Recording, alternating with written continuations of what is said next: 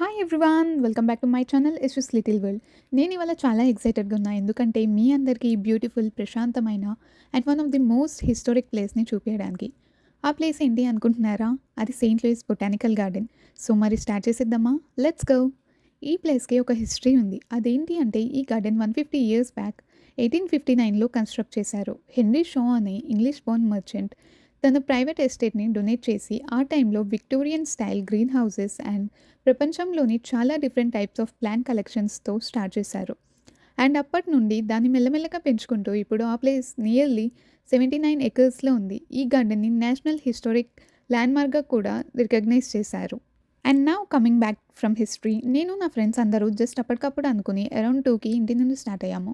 And మీరు ఒకవేళ ఈ ప్లేస్‌ని విజిట్ చేయాలి అనుకుంటే morning times are the best because అన్ని ప్లేసెస్‌ని కవర్ చేయొచ్చు. మేము లేట్‌గా వెళ్ళాం కాబట్టి అన్ని ప్లేసెస్ ఎక్స్‌ప్లోర్ చేయలేకపోయాం. ఎందుకంటే ఆ గార్డెన్ 5కి క్లోజ్ అండ్ ఆల్సో మా ఫ్రెండ్‌కి క్లాస్ ఉంది. సో మేము త్వరగా వచ్చేసాం. మీరు ఎంటర్ అవ్వగానే చాలా బ్యూటిఫుల్ సరౌండింగ్స్ ఉంటాయి. మేము ఫస్ట్ లినేనియన్ హౌస్ విజిట్ చేసాము.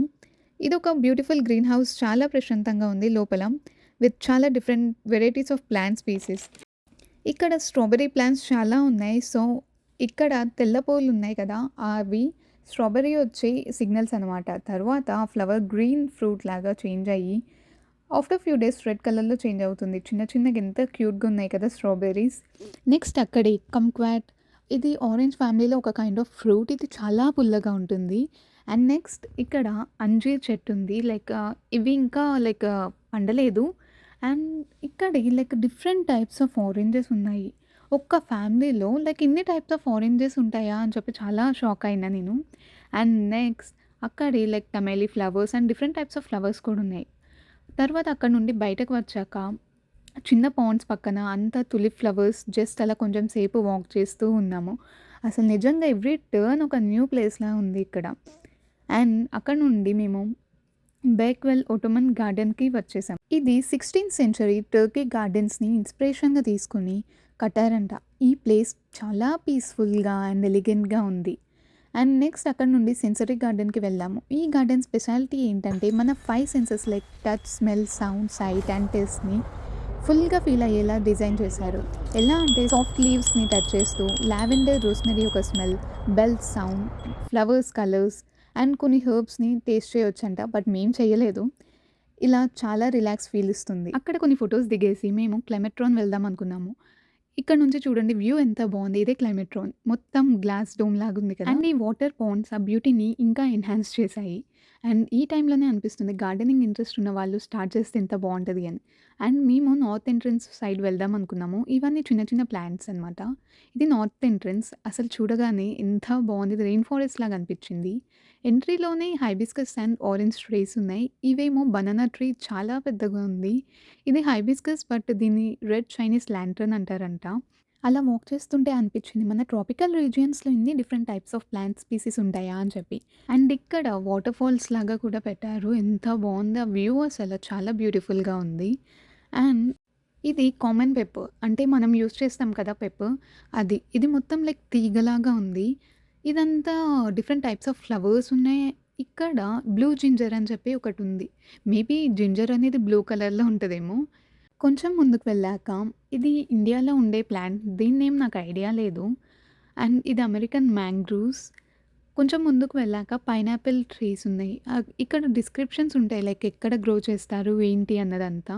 అండ్ పైనున్నది sugar cane and these are rice plants అనమాట. ఇది చాక్లెట్ చెట్టు. అంటే కోకోవా ఉంటుంది కదా! అది. పైన యెల్లో కలర్ ఫ్రూట్స్ ఉన్నాయి. అండ్ కొంచెం ముందుకు వెళ్ళాక ఇక్కడ avocados, papaya, star fruit, vanilla, జామకాయ, ఆమ్లా, బనానా ఇలాంటి ఫ్రూట్స్ అన్నీ ఉన్నాయి. ఇదంతా తమలపాకు. బట్ నాకైతే ఫ్రూట్స్ ఏం కనిపివ్వలేదు. ఒకవేళ ప్లాంట్ లవర్స్ ఇక్కడికొస్తే ఐయామ్ ష్యూర్ ఈ ప్లేస్‌నైతే వదలరసల. అంత బ్యూటిఫుల్ అండ్ పీస్‌ఫుల్‌గా ఉంది. అండ్ ఆ వాటర్ ఫాల్స్ లాగా పెట్టడము. ఇంకా అలానే నడుచుకుంటూ బయటకు వచ్చేసాము. తర్వాత ఒక క్లోజ్డ్ ఏరియాలోకి వచ్చాము. ఇది మేబీ సిట్టింగ్ ఏరియా అనుకుంటా. చిన్న పిల్లలు ఆడుకోవడానికి కొన్ని బొమ్మలున్నాయి. నెక్స్ట్ ఇక్కడ నుంచి షూన్బర్గ్ ఎరిడ్ హౌస్‌కి వెళ్ళాము. ఇదొక పక్కా డెజర్ట్ లాగా అనిపిచ్చింది. వాటి షేప్స్ అండ్ ప్యాటర్న్స్ చూడగానే వావ్! అనిపిచ్చింది.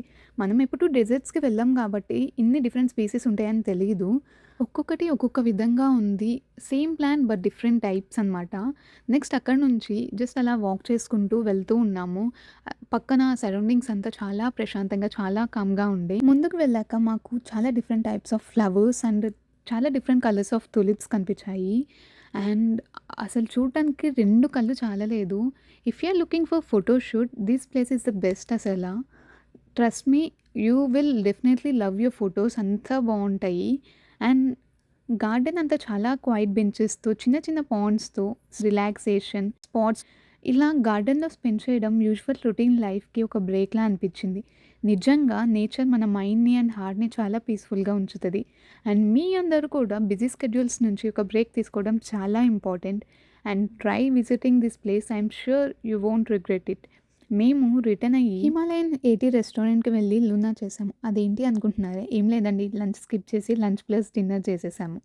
And I would suggest goat biryani was the best must try అని చెప్తాను. Thanks for joining me today for this wonderful journey. If you like the video, don't forget to like, share, comment and subscribe. See you in the next video. Bye.